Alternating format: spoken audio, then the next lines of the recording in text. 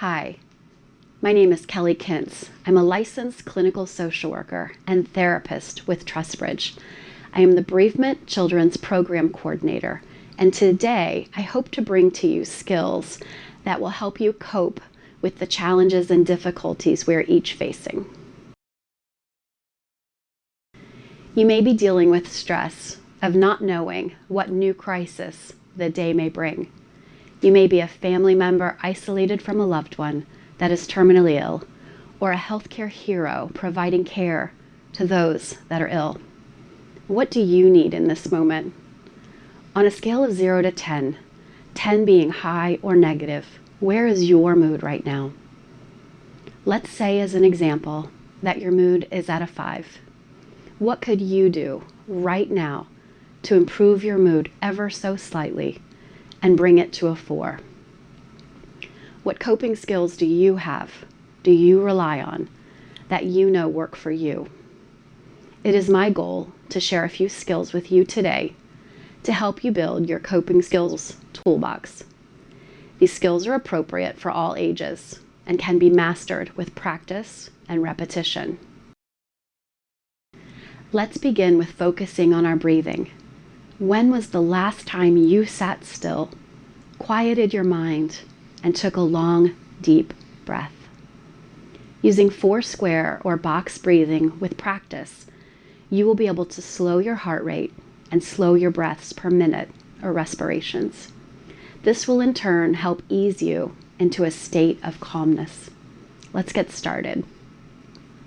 Find a comfortable position in, if possible, a quiet room. Place your feet flat on the floor. Sit with your palms facing up on your lap. Focusing on your posture, sit up straight. This will help you take deep breaths. Sitting upright, slowly exhale all of the air from your lungs for a count of 4.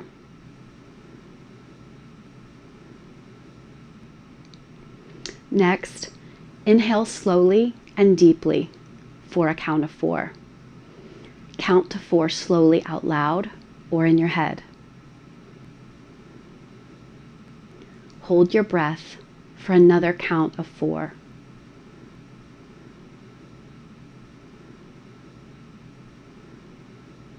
Exhale through your mouth for the same count of 4, expelling the air from your lungs and your abdomen. Be conscious of the feeling of air leaving your lungs. Pause. Be still. Another count of 4.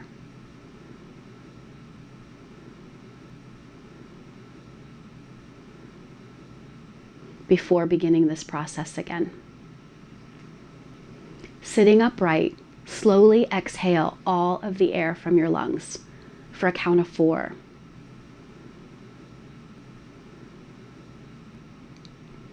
Next, inhale slowly and deeply for a count of 4.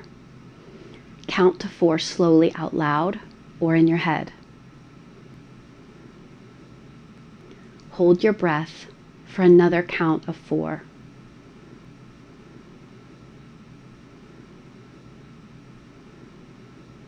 Exhale through your mouth for the same count of 4, expelling the air from your lungs and your abdomen. Be conscious of the feeling of air leaving your lungs. Pause. Be still. Another count of 4.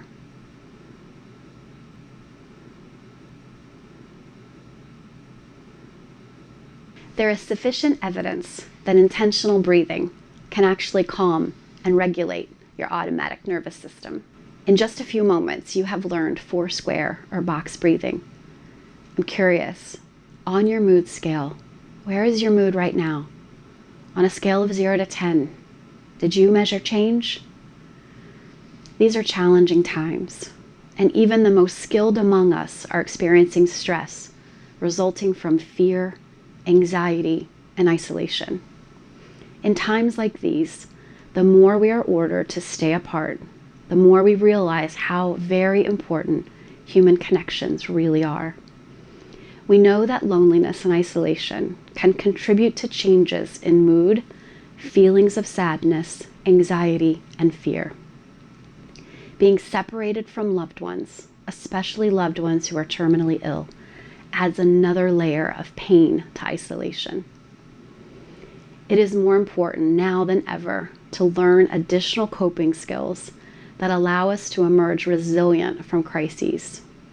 These skills are small steps towards our collective wellness. Coping skills train our bodies to override emotions and control our physical and emotional responses to stress. The accept skill provides us with tangible tools to use during times of great stress. Accepts is an acronym for A, activity, C, contributing, C, comparison, E, emotions, P, pushing away, T, thoughts, and S, sensations. I'd like to teach you the accept skill in abbreviated form, and I hope that you're able to utilize it to address stress. A, activities.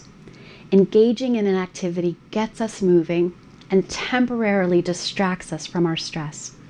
These activities can be simple as making the bed, organizing your closet, painting a picture, calling a friend, or working out. While in a difficult moment, we may not feel motivated to get up and do something, it is often very impactful and evidence-based, an immediate intervention. What would you do? Think about that for a moment.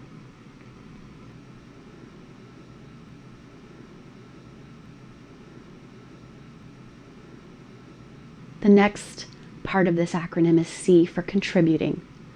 When strong emotions take over, it is easy to feel as though our problems and our worries are all encompassing.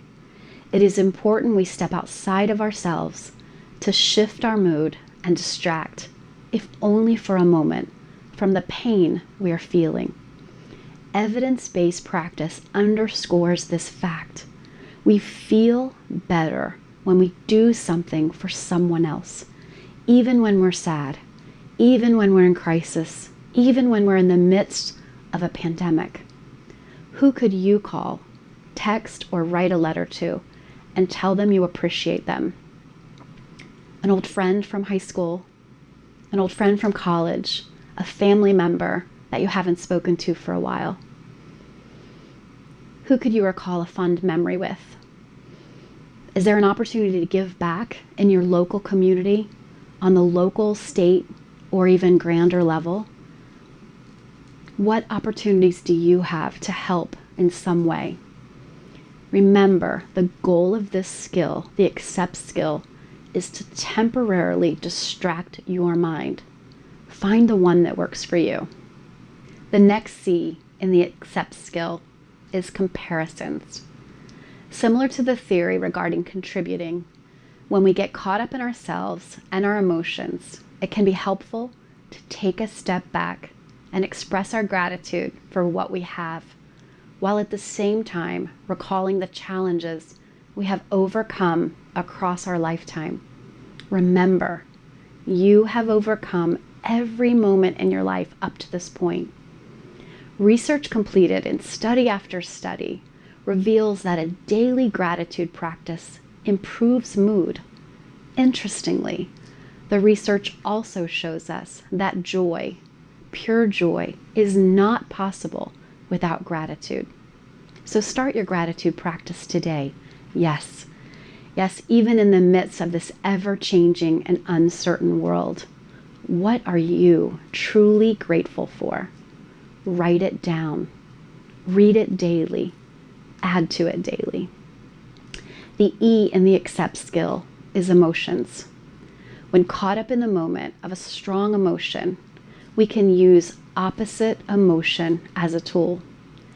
This coping skill teaches us to engage in an action or a behavior that is opposite to the mood we are feeling.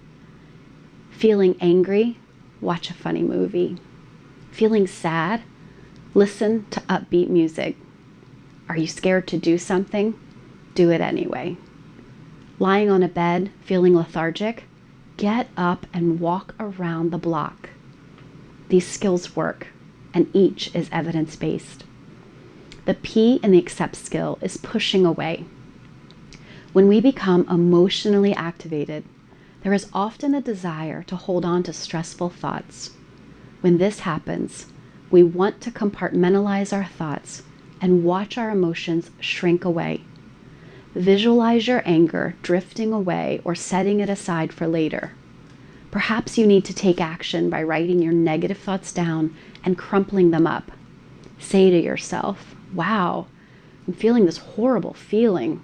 I'm going to push it away and manage it for another time, not now. Pushing away is temporarily distracting from your thoughts and not allowing your brain to go there just for the moment. The T in the accept skill is for thoughts. When we are in an intense emotional state, it can feel overpowering.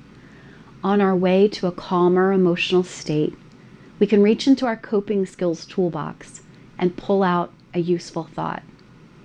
You may have a go-to, phrases, prayers, quotes that work for you.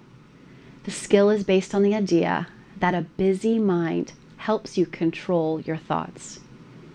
Do something that is emotionally free and mentally taxing. Remember, the goal is to distract from your emotional pain. Count backwards by sevens. Count ceiling tiles. Count patterns in the cloud. Count sheep. Anything that completely occupies your mind. The S in the accept skill is sensations. Physical sensations can provide us with great relief when we are overcome with emotion. Engage your sense of sight, hearing, smell, taste, and touch. Photos of the ocean, sounds of your favorite music, smells like your favorite candle, perfume, baked goods, tastes that are proven to boost mood like chocolate and peppermint, and touch like a soft blanket, a favorite sweatshirt, or a sweet puppy. These skills are each evidence-based, and combined, the accept skill has been proven to reduce heart rate, to reduce respirations, and to provide a sense of calm and peace. Thank you for spending a few moments with me today. For more information about the services that TrustBridge provides, please go to trustbridge.com. If you found these skills to be helpful to you, please share them with a friend. Please revisit our site at any time to refresh your knowledge of these skills. This video will be posted on our Facebook page as well as our YouTube page. Thank you for joining me.